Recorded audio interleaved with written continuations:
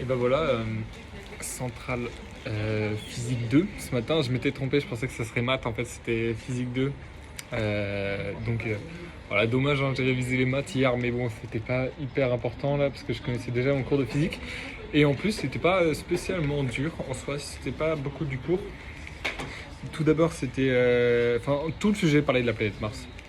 Ça cherchait à voir si la planète Mars était habitable ou pas. Et vu qu'elle n'est pas habitable, comment on pourrait la rendre habitable?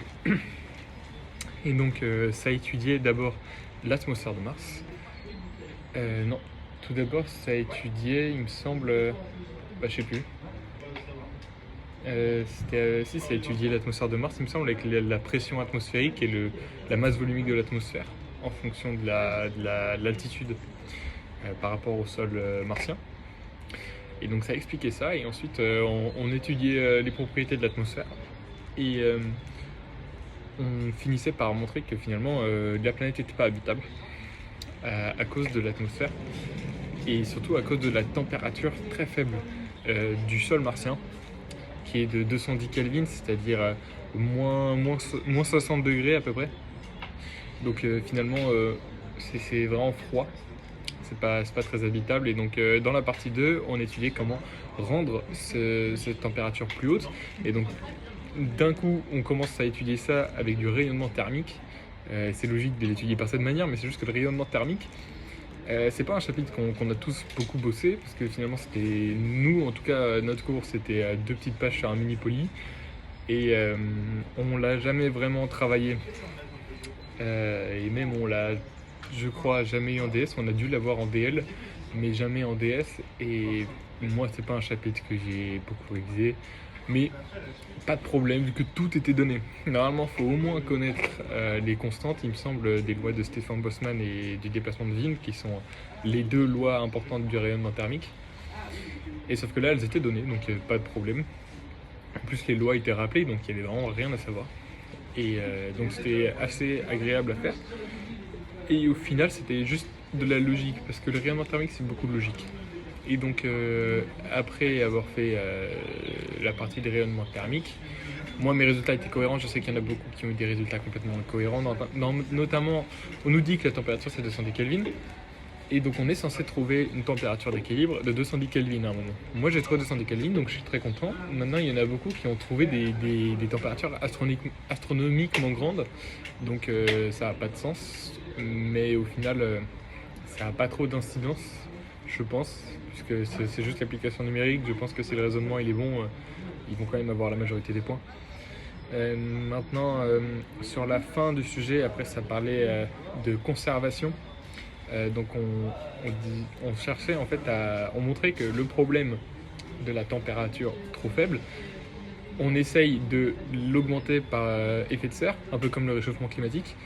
Et donc on montre qu'en fait c'est pas possible parce qu'il n'y a pas assez de masse dans l'atmosphère martienne. Donc on veut ajouter de la masse. Et pour ça, le sujet propose d'aller chercher des astéroïdes dans la ceinture d'astéroïdes et de les amener sur Mars.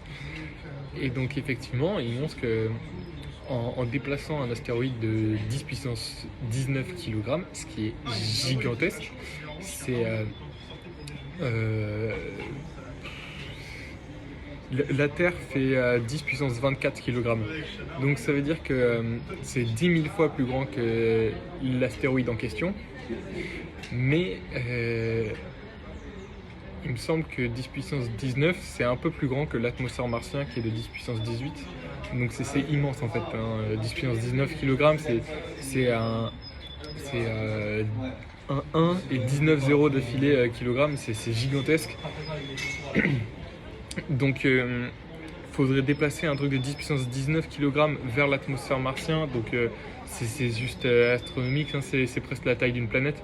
Donc je sais pas comment le faire physiquement dans la réalité, mais en tout cas le sujet proposait ça. Et du coup on étudiait l'orbite de Pacienta, l'astéroïde en question. Et donc il montrait qu'en fait Pacienta il pouvait aller vers Mars en le déplacement suivant une ellipse. Et donc on étudiait ça, et donc ça a étudié des forces conservatives et centrales grâce au champ de pesanteur du Soleil. Et donc c'est assez agréable. Ah oui, on s'attendait enfin à avoir de l'électromagnétisme parce que c'est jamais vraiment tombé. Pour l'instant, sur tous les concours, sur toutes les épreuves de physique qu'il y a eu, en comptant l'ENS, il y avait juste, à l'ENS, il y avait juste une question sur des polarisations d'ondes, donc quasiment rien. Et à CCIMP, il y a eu des spires. Et c'est tout. On n'a pas eu d'autre électromagnétisme alors que c'est un chapitre qui est immense. Et donc on s'attendait à avoir l'électromagnétisme et on a eu de l'analogie avec le théorème de Gauss de l'électrostatique, mais de gravitation ici. Donc finalement, un peu déçu. Enfin, c'est facile à faire le théorème de Gauss de gravitation en soi, mais c'est juste que toujours pas d'électromagnétisme. On dort un peu. Et donc voilà, c'est tout. Et sinon, ça s'est bien passé pour moi. Et à la fin, ça partait sur de la loi des airs, etc. Mais j'ai pas pu aller jusque-là. Je me suis arrêté sur le moment où on demande d'exprimer le moment cinétique avec la loi des airs. Bon, c'est quelque chose qui est dans le cours et qui est facile à faire, donc dommage, j'aurais pu gratter quelques points à la fin. Mais voilà, c'est tout. Donc ce soir, c'est anglais. Et l'anglais de Centrale, ça peut être très fourbe. Ça dépend beaucoup du sujet de la synthèse. On a déjà eu en DS une synthèse sur l'Irlande. Croyez-moi qu'une synthèse sur l'Irlande, quand tu dois faire toute une dissertation en incluant les documents sur l'Irlande, il n'y a pas beaucoup d'idées qui ressortent. À part le fait que les gens sont irlandais en Irlande. Voilà, c'était assez compliqué. La dernière fois, j'avais eu une très mauvaise note.